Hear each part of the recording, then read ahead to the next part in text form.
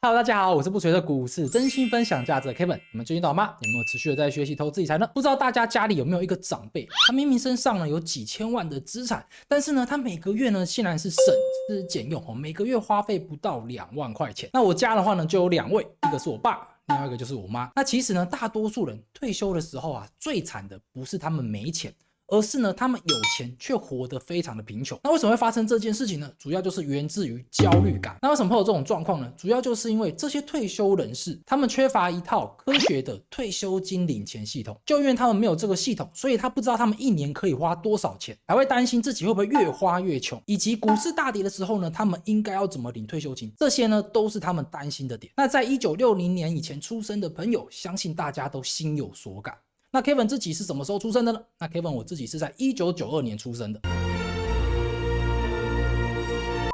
虽然呢，我现在年纪还算是蛮年轻的，但是呢，我已经规划好我退休的时候呢，应该要怎么领钱。当我知道我退休的时候该怎么领钱，我就知道我现在到底要赚多少钱，我就可以退休。所以呢，这期影片我就跟大家分享一个退休金的提领方法。那这个方法呢，是由 Vanguard， 也就是指数教父他的公司所提出来的。那他是用历史数据呢，进行了10000次的模拟，去比较退休之后呢，他们用不同的方式呢，去领他们的退休金，看哪一种提领方式可以让他们生活最稳定的持续下去。那如果你想要了解这个退休金该怎么领的话呢，那这期影片你一定要看到最后哦。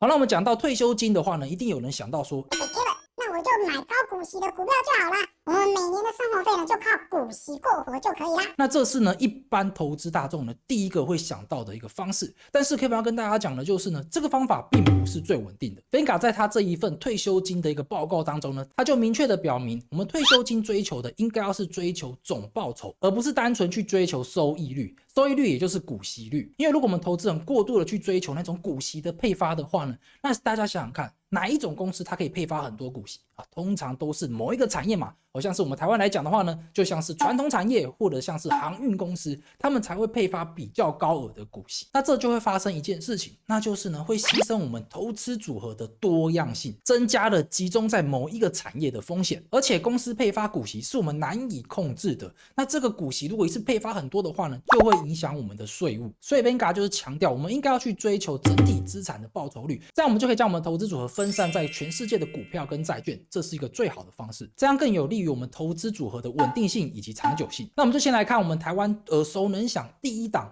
高股息的 ETF， 那一档 ETF 就是0056。那我们来看0056最近这几年它的一个配息，你可以发现到我从2008年拉到2025年。那黄线的部分就是他们的股息的配发金额，它的配发金额大家有没有发现到？那在过去这10几年的历史当中呢，它有下降超过4次，而且呢，甚至有一次是完全没有配息。那我们直接看这个股息，大家可能会说，看起来是越领越多好像也还蛮不错的，因为大家会忽略中间的波动性。我们直接看它的波动性波动性的话呢，就是它今年的股息呢跟去年相减看它的波动性有多少。那0056它的波动性就非常的大，好像它2008年的时候呢，配发有股息，2010年的话呢就没配发股息，然后之后呢又开始复发，然后后面的话呢，它每一年的股息的波动性就它配给你的钱都是持续的波动，而且呢这波动性动辄就是50-60%的一个波动性。大家可以想想看你会希望你自己你退休之后每一年的生活费忽高忽低，忽高忽低，有时候呢给你加薪50%，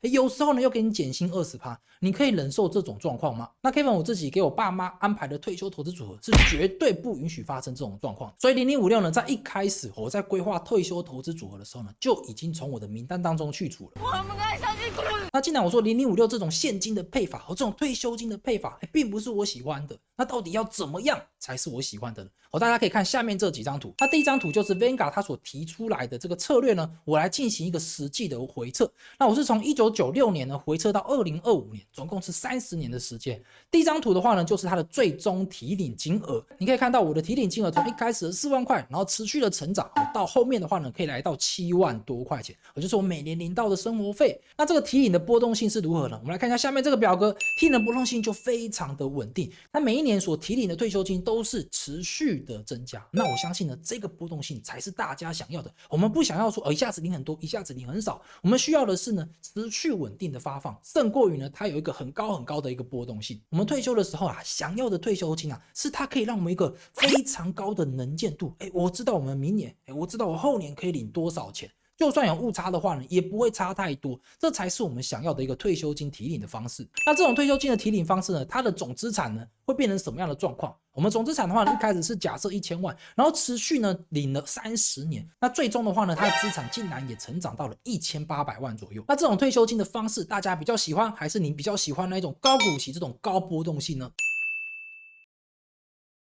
我们退休人士啊，内心的3大标准，这3大标准其实大家每次看你的退休金，你都会去衡量，只是呢你很难开出口。那这3件是哪3件呢？第一件就是要足够用，那第2件就是要稳定领，那第3件就是要抗通膨。那足够用的意思就是它的金额呢可以足够去 cover 我们的生活花费。那稳定领就是呢它的发放它每一年的退休金呢是要稳定发放，而且呢不能中断。那再来就是抗通膨。抗通膨就是呢，我们的退休金呢，除了要稳定领之外呢，它还要能持续增加抗通膨。那满足上面这3个条件，才是我们喜欢的退休金形式。那什么样的退休金计划才可以满足上面这3个条件呢？拉宾嘎表示呢，这3件事情我都可以帮你们完成，但是呢，第一个要件的话呢，大家一定要清楚。第一个要件就是呢，我们的资产一定要够稳定，也就是说呢，它要全球分散它的风险，要让它的波动性呢降到最低。所以 Vanguard 的这个投资模型呢，它是以 50% 的全球股票，再去加上 50% 的全球债券，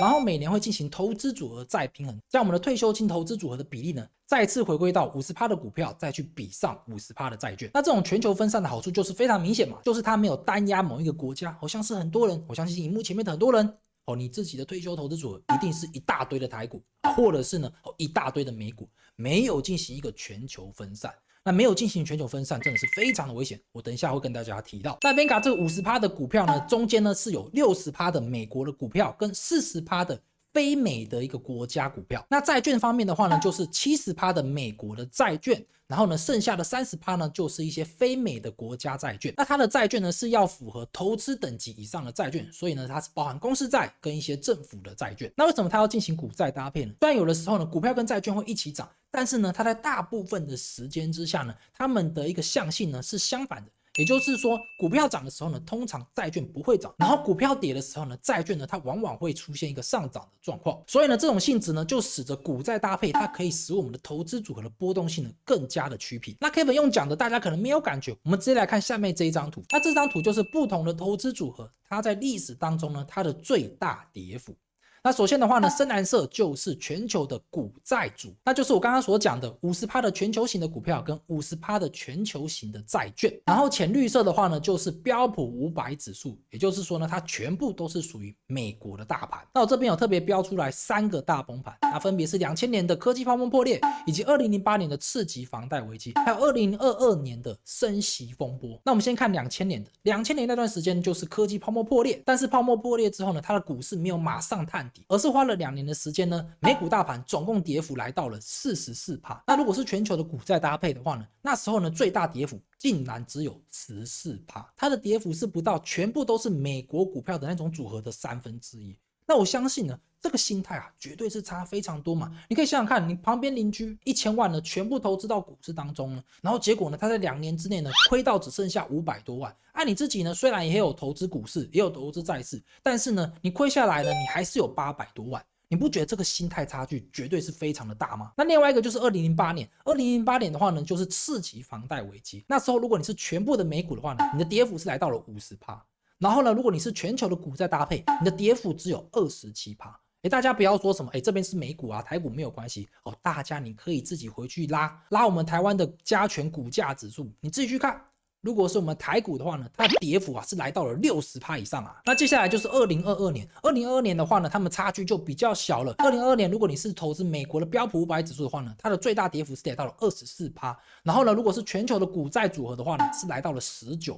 那为什么会那么接近呢？那主要就是因为2022年是属于升息的状况。那升息的状况的话呢，不管是股票还是债券都是双杀哦。那 Kevin 观察下来，其实股票跟债券呢，大部分情况呢，他们是分开走的。就是在经济衰退的时候呢，股票会下跌，然后呢，那种政府债券会上涨。但是呢，如果是遇到那种政府升息的话呢，本来就对债券不利的，然后升息也对那种股市不利。那升息的话呢，也对那种公司营运不利，因为他们的借贷成本会上升，所以在历史当中啊，往往升息的时候呢，都是会出现股债双杀。那我们来看一下我们台湾的0056哦，如果有人想要用0056来当他的退休金，在2008年的时候呢，0056啊下跌了50%。大家是不是觉得说，高股息股票比较抗跌？没有哦。然后在2022年，美国升息哦，我们台湾的0056也跟着受影响哦，它下跌了超过35%。然后在2025年，莫名其妙的它也下跌了24%。但是你有发现到吗？2025年，台湾的0056下跌了，但是呢，我们的全球股债投资组合它是完全没有受到影响。那另外一档 ETF 也是大家耳熟能详的，但是它成立时间的话呢是比较近的，那就是00878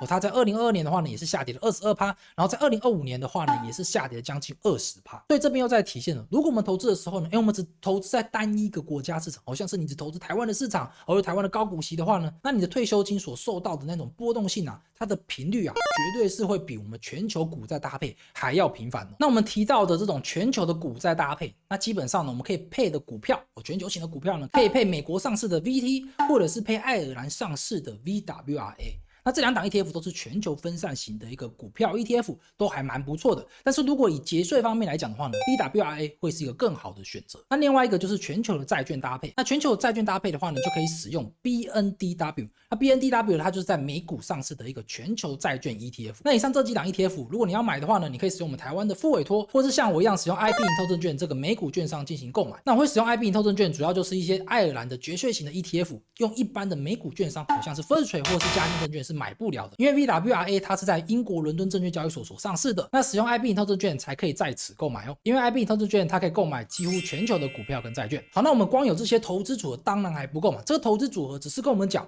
我们用什么样的投资组合才可以让我们退休之后呢，资产是更加的稳定哦，波动性更少，然后呢还可以持续的成长，这只是一个最基础的要件。那第二个要件就是我们刚刚所提到的，我们应该要怎么样领什么样的提领策略才可以让我们退休之后呢，退休金满足3个要点，第一个就是足够用啊，第二个就是稳定领，以及第3个抗通膨。那 Vanguard 在研发他们的退休金的投资策略之前呢，他先看了市面上最常见的2种提领方式。那第一种方式呢，就是固定金额再去加上通膨因素的提领，好像是呢，如果你的资产是1000万，那退休第一年你就是领40万，那第2年的话呢，当然这40万就要进行一个通膨的调整，假装呢通膨是2%的话呢，你就要把这2%给加上去。那你明年就要领40万08千，那第3年的话呢，你再把通膨加上去，以此类推。那这个方法呢，就是大家最常见的，也就是固定金额再去加上通膨率的一个领法。但是呢，这个领法呢也有非常大的一个弊端，那就是呢，你的钱可能会在你往生之前呢就被你领完了。因为你完全不在乎你的资产到底是上涨了还是下跌，你就是每年固定领这些钱出来。那常常呢会遇到一个状况，那就是呢股灾来临的时候呢，你还是领很多钱，这就会导致你的一个投资组合呢快速的萎缩。也就是说呢，这种方法呢最容易遇到人还在，但是你钱却花光了。那第2种方法就是固定比例的提领，那这种方法的话呢也是非常的常见。也就是说呢，它不管你的投资组合到底是涨还是跌，它就是每年从这个投资组合当中呢领固定的比例出来。像是如果你想要每年领4%出来，那你的投资资产如果从1000万涨到2000万，你还是领4%，那就是领80万出来。那如果你从2000万呢跌到剩500万，你还是领4%，那500万的4%呢就是领20万出来。所以这种方式的话呢，就是你的退休金你的每一年绝对是领得到钱，因为你的资产只要不要归零，你就是每年可以领4%出来。但是呢，它风险也是很大嘛，那就是呢，你的退休金会有很大的一个波动性，因为你退休金呢是完全就直接连接在你的投资组合上面。所以呢，这种方式的话呢，它就是保护你账户的安全，但是呢，它却牺牲了你的生活品质。所以呢 ，Vanguard 呢，它就集合这2种方式呢，它研发出了一个新的方式，就是它的 Vanguard 动态提领。那 Vanguard 动态提领它是怎么做的呢？我这边直接用示意图跟大家分享。首先呢，也是一样，它设定它的提领比例是4%，所以呢，你预计提领的话，你就是1000万去乘上4%，也就是40万，所以它最终提领金额就是40万。然后领完之后呢，我们的钱就会剩下960万。那这是在年初的时候领我们这一整年的生活花费。那960万接下来的话呢，1年跑完嘛，不就是会一些投资绩效？假设我们投资绩效是10%的话，那在年底的时候，也就是期末的时候呢，我们的资产会有1056万。那第2年要怎么领呢？第2年它就有一个规则了。那它的规则是怎样设定呢？就是它会设定一个提领的上限跟提领的下限。那提领上限的话呢，它是设定你前1年提领金额的往上加5%，那提领下限的话呢，就是往下减 2.5%。那这个金额的话呢，它是算实质金额的，所以呢，它还要去加入通货膨胀的因素。那我们就直接来计算。首先呢，提领上限的话呢，就是我们前一年嘛，不是40万的生活费吗？那40万的生活费的话呢，再去乘上我们的通货膨胀。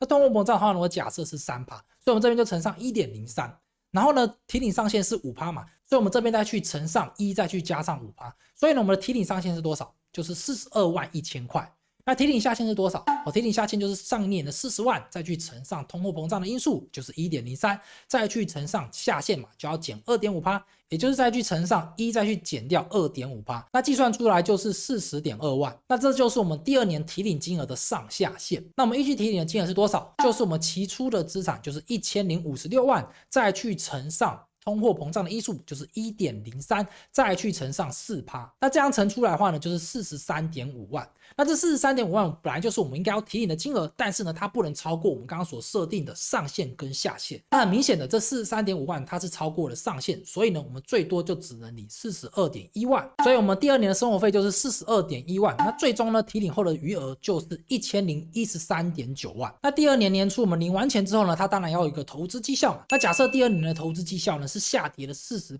那最终呢，我们期末的资产呢就会来到 608.4万。好，那第3年一样，我们先计算它的提款上限跟下限。那提款的上限就是第2年42.1万，再去乘上通货膨胀是 1.03， 再去乘上上限的话呢就是 5% 嘛，就乘上 1.05， 那总共就是 45.5万。那下限的话呢也一样，我们把它计算出来是 42.3万。那预计提领是多少呢？那预计提领就是我们期初的一个资产，就是 608.4 万，再去乘上通货膨胀的因素，然后再去乘上 4%， 也就是25万。那如果我们是用固定比例提领的话呢，那今年其实我们就只能领25万出来。但是呢 Vanguard 觉得不行，他说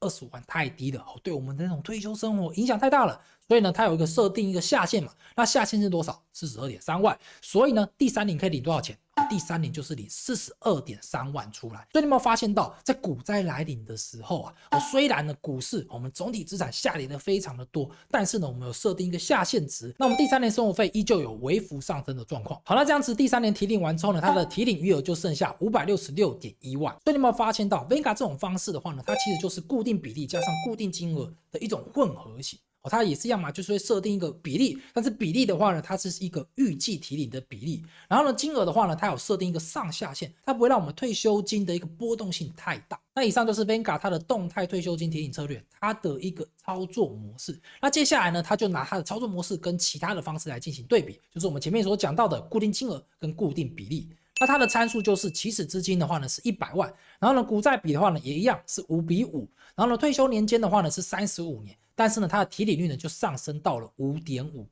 然后他用这个参数呢模拟超过了1万次，那最终他得到了下面几个结果。我们先来看一下第一张图，那第一张图最左边就是固定金额再去加上通货膨胀，他发现如果使用这种方式滚动1万次，它的成功率竟然只有 40%。这 40% 的意思就是呢，他用这种方式去领钱，只有 40% 的几率呢，他到最后是没有破产。然后如果是动态提领的话呢，它的一个成功率是高达了 87%。那如果是固定比例的提领的话呢，它的成功率当然就是100%嘛，因为它不管金额多少，它就是领 4% 出来。那第二张图就是以这3种方式进行提领，35年之后，我们的资产剩下的价值会是多少？那这个价值呢是实质的资产价值，也就是说呢，它有将它的通货膨胀的因素给算在内。你可以把它理解成相对于起始资产的一个倍数。如果呢它最后剩下 0.8 的话呢，就代表说呢，你35年你的最终资产只有一开始资产的 0.8% 的购买力。那如果是1的话呢，就代表说呢，你最终的总资产跟现在的总资产它们的整体购买力是一样的。那你可以发现到，如果你是固定金额提领的话呢，很明显就是有机会你可能会破产。那如果你是动态提领跟那种比例提领的话呢，你是不会破产的。你顶多呢，你未来总资产的一个购买力呢，比我们现在的总资产购买力还要差，但是呢，你是没有破产的状况。那第3张图就是有关于我们领出来的钱，它的一个实质的购买能力。那如果你是一个固定金额提领，再去加上通膨，那很简单嘛，你领出来的钱绝对是抗通膨嘛，所以你可以看到它的一个数值就是维持在1。但是你有没有发现到，它有时候会掉到0，掉到0代表什么？就是你钱领完嘛，你破产了，所以呢，它就是有可能会1或者是0。但如果你是动态提领的话呢，它的波动性就是大概落在 0.6 到 1.2 之间。那如果是固定比例提领的话呢，也是大概是落在这个区间。所以你可以发现到 Vanguard 动态提领策略呢，它是囊括了固定金额提领的优点，就是它提领的一个金额波动性不会很大，以及呢它又涵盖了固定比例提领的优点，那就是我们的资产比较不会被我们花光。那接下来 Vanguard 还有做其他的研究，如果我们将我们的提领率呢给它大幅的下降，从 5.5% 下降到只剩下 4% 的话，那不管我们的下限设定成多少，我们在未来这40年当中几乎就是不会破产。但是呢，如果你将你的提领率大幅的上升到了 10%， 那你很有机会在20年的时候呢就破产了。那就是如果你的下限是设定成0，你破产的几率是高达了 99%， 因为你看到这边写1，就代表说呢你只有 1% 的几率是没有破产。然后呢，如果你的下限设定成 2.5%， 你就是8，那8就代表说你只有 8% 的几率没有破产。然后呢，如果你下限是设定成5的话呢，你没有破产的几率才会上升到 46%。那如果你再把时间往后推到40年的话呢，你 10% 这么高的提领率你的破产几率是非常非常的高。你几乎不管设定什么样的一个提领下限，你都很有可能会破产。所以从这个表格当中呢，其实我们可以发现到，如果你是进行一个全球的股票以及债券的这种投资组合的话呢，最好的方式我觉得就是你的提领率要控制在 4% 以下，然后你的下限的控制有 2.5%， 就是非常不错的一个方式。但是呢，这是研究归研究嘛，接下来呢 Kevin 当然有一个实践的精神。那我将这些模式呢用在我们 Excel 档当中，然后进行一个回测。那回测的时间段是从1996年回测到2025年，就是最近这30年。首先我们来看一下提领的名目金额。那这名目金额就是它没有算通货膨胀，就是我们那时候领多少钱，就是多少钱，就是我们账面的一个价值。那首先呢，你可以看到，如果你是 4% 提领率跟 3% 提领率，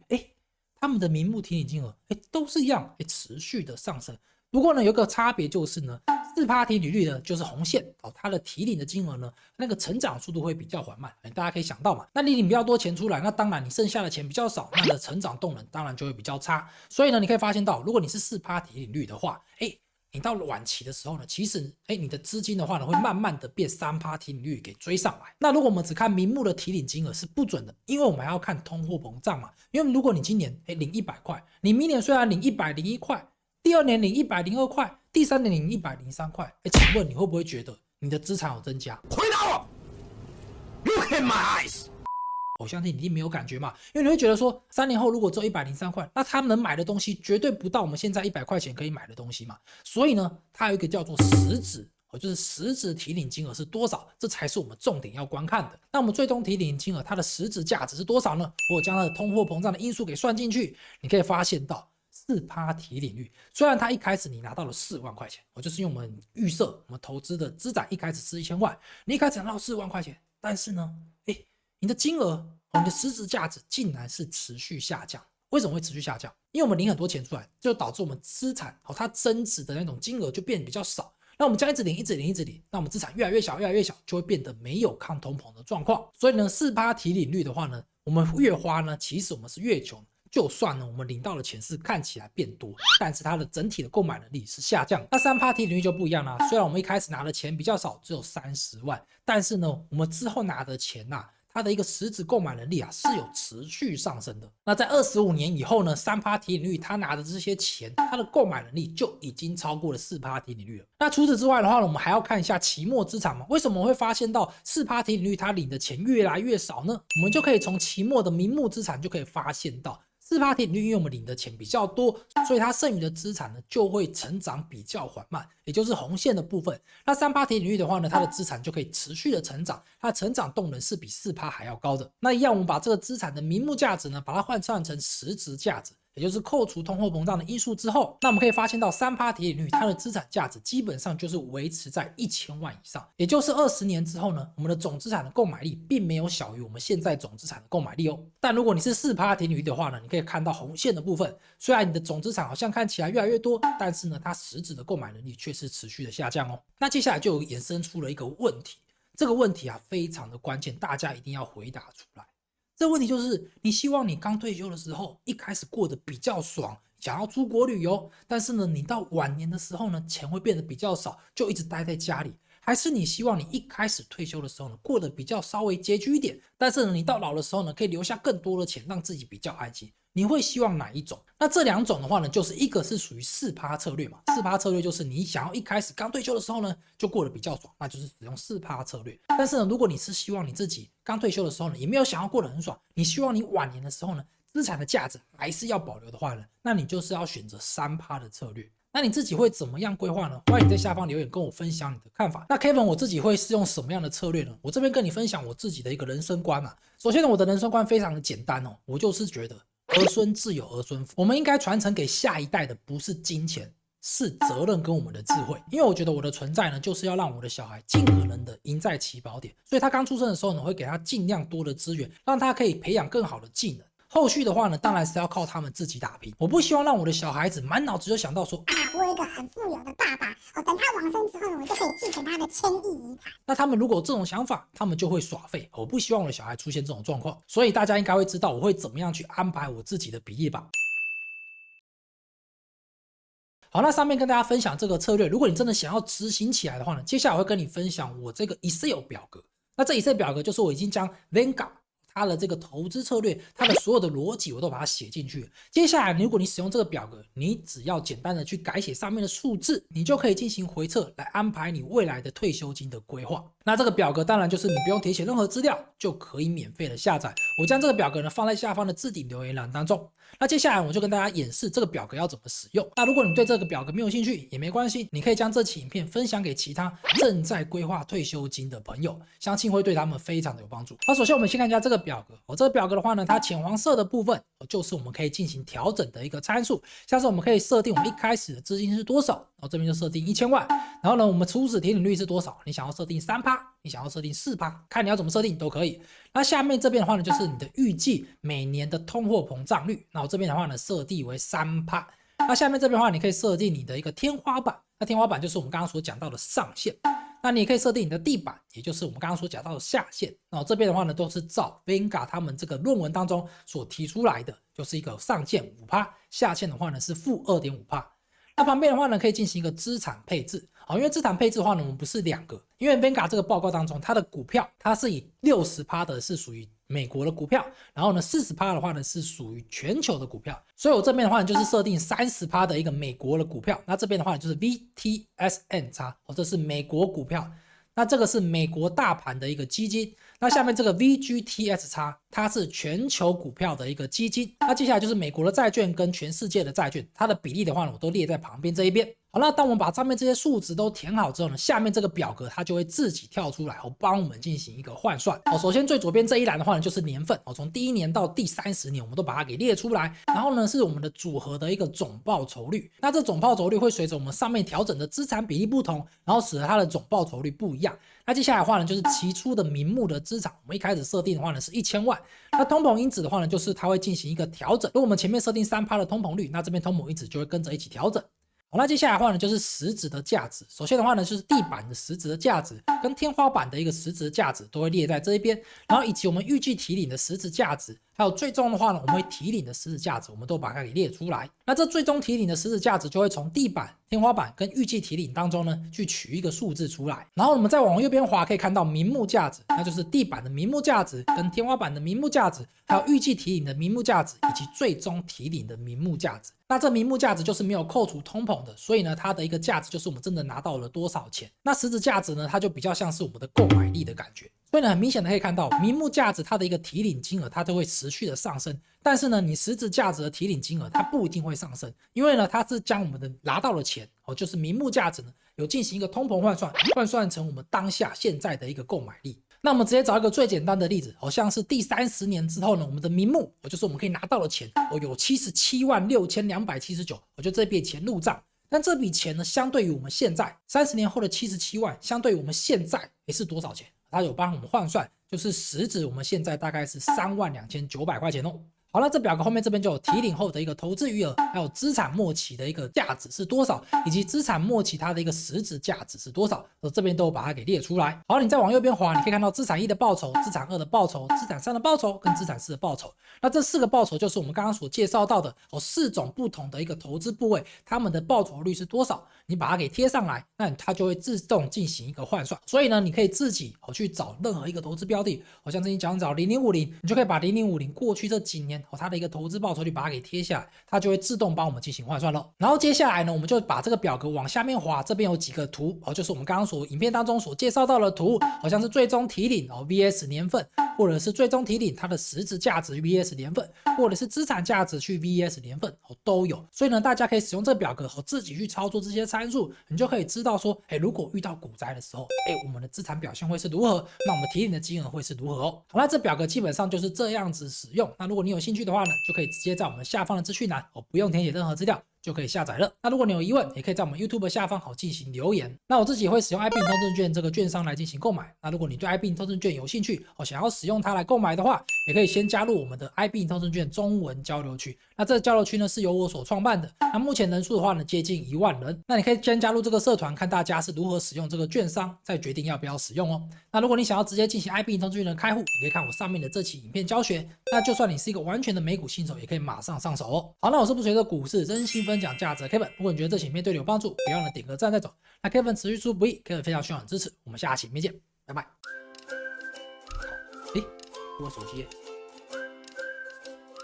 我手机，